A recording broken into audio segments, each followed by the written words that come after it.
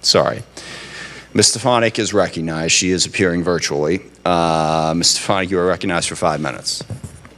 Thank you, Chairman Smith. I want to first start off by saying that I'm honored and privileged to represent Fort Drum, home of the 10th Mountain Division, the most deployed division in the U.S. Army since 9/11. And I want to take this opportunity to thank every soldier, every serviceman and women for deployment after the past 2 decades.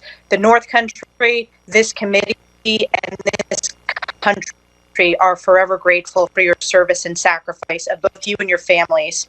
I want to direct my question, the first question, to any of you on the panel today, and it's about the evacuation and force protection efforts at the Hamid Karzai International Airport. Force protection efforts were made specifically as the ISIS-K threat intelligence came in before and after the suicide bombing at the airport.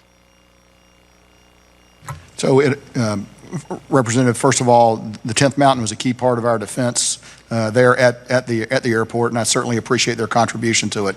Force protection is something we balanced all the time against the requirement to let people come in and be processed and get on the airplanes. So we looked at that every day. And as you know, those two things are in tension, and you have to balance them every day. We had over 300 credible intelligence reports of ISIS-K attacks, plans to attack the airport. Turns out that they were able to carry out one successful suicide vest attack. They also launched rockets at us. There were many other attacks that we were able to either vector Taliban elements onto to prevent, or perhaps the Taliban were able to prevent those by the outer cordon that they established. But force protection was a key thing that we balanced throughout the entire operation, and we thought the risk was very high at all time. Again, principally from ISIS-K, and I'll pause there, ma'am. I'm going to follow up. We depended upon the Taliban for security to get the evacuees and Americans behind enemy lines into the airport.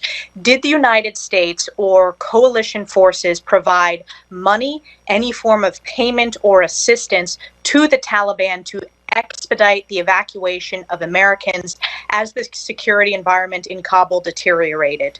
No, we did not.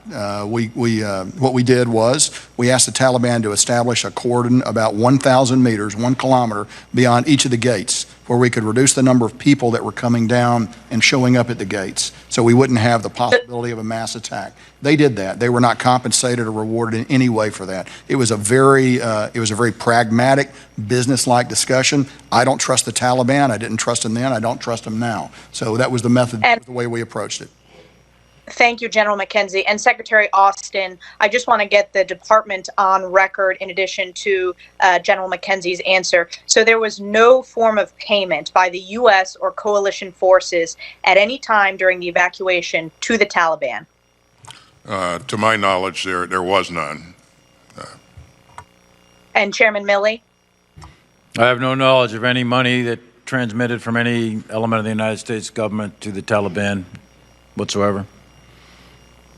My next question is, we are 20 years from the attacks on 9/11, and I obviously am from the state of New York, and it is a very, very solemn occasion for all Americans, but particularly New Yorkers, every year as we commemorate that date. I would like to get your assessment. Is the terrorist threat from Afghanistan greater today or lesser than it was pre-9/11? I'll start with you, Chairman Milley.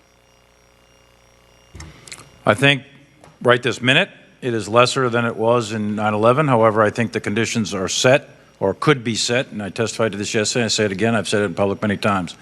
The conditions could be set for a reconstitution of Al-Qaeda and or ISIS, and I gave some specific times in my statement, and I stand by those. I think that it's a real possibility in the not too distant future, 6, 12, 18, 24, 36 months, that kind of time frame, for reconstitution of Al-Qaeda or ISIS, and it's our job now, under different conditions, but it's our job to continue to protect American citizens against attacks from Afghanistan.